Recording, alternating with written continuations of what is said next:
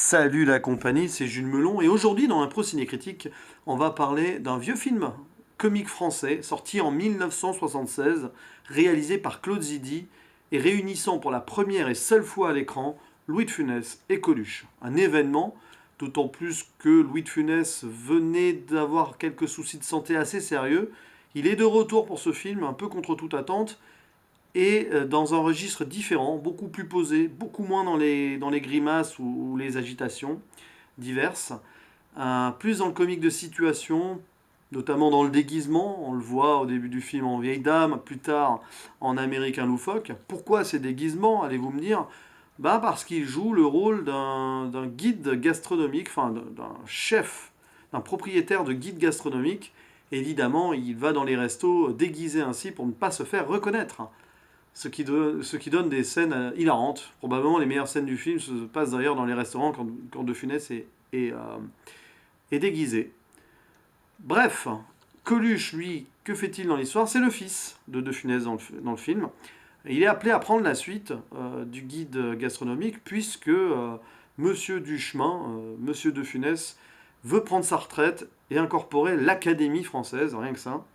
Sauf que voilà, le personnage joué par Coluche n'a pas envie et préfère, lui, se dédier à une carrière dans le cirque. D'ailleurs, il joue dans un cirque en cachette avec ses potes. Et parmi les potes, d'ailleurs, petite parenthèse, on retrouve Martin Lamotte, Marianne Chazelle et Gérard Lanvin dans presque leur premier rôle au cinéma. C'est assez amusant. Bref, tout ceci donc sous fond de conflit familial, de cachotterie et tout, apparaît un élément perturbateur, une compagnie de restauration rapide, la compagnie Tricatel, qui est là clairement pour dénoncer à l'époque déjà, et oui, la malbouffe. Ce film est d'ailleurs très avant-gardiste, parce que bien avant les McDo et compagnie, Claude Zidi, aidé ici au scénario par Michel Fabre, décide de pointer le doigt sur la menace de la malbouffe sur la gastronomie française, grand patrimoine évidemment. Et c'est très intéressant. À l'époque, c'était sous forme de voilà, c'était la nourriture industrielle et la compagnie Tricatel fabrique de la nourriture même, on va dire artificielle. On le voit dans une usine un peu. C'est pas du tout cliché, mais des poulets qui sont faits presque en plastique, quoi, de même que la salade. Bref, c'est imbouffable, quoi. Et voilà, du coup, ce film est une comédie très sympa, très légère, pas absolument extraordinaire ni ultimement indispensable. Il y a mieux dans le genre avec De Funès, hein. Vous avez Rabbi Jacob, vous avez quelques gendarmes, vous avez Oscar, même si Oscar est aussi très intéressant pour d'autres raisons. Ici, c'est surtout ce côté dénonciation avant l'heure qui fait de ce film un film intelligent pour l'époque et qui joue donc sur ce côté plus posé de Funès. Finalement, le scénario se prête super bien au jeu, au nouveau style de jeu dans De Funès, qu'on aime bien aussi comme ça.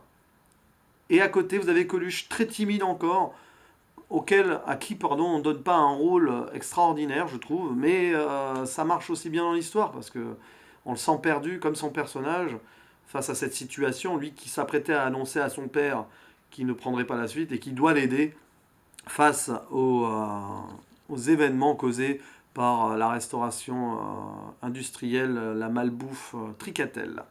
Tout ceci se terminera dans un dernier acte improbable sur un plateau de télévision, dans un jeu présenté par Philippe Bouvard, le vrai, qui joue son propre rôle. Finalement, c'est drôle, clairement. Je ne vais pas vous raconter les autres péripéties, pas trop de spoil, même si je pense que beaucoup d'entre vous l'ont déjà vu, ce film. C'est un film à conseiller, léger et profond à la fois.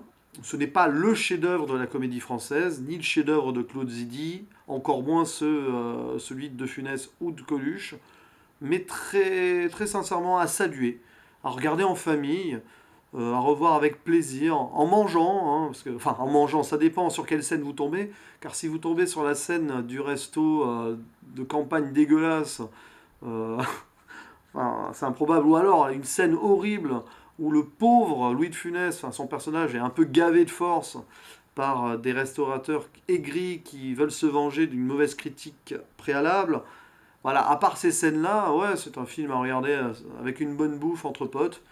Et bah, ça ne mange pas de pain. Voilà, voilà. Ça, c'était pour la petite blagounette finale. Et ben, je vous dis à bientôt pour une nouvelle critique, hein, je ne sais pas quand, hein, surprise, surprise, hein, comme dirait l'autre. Allez, ciao, ciao.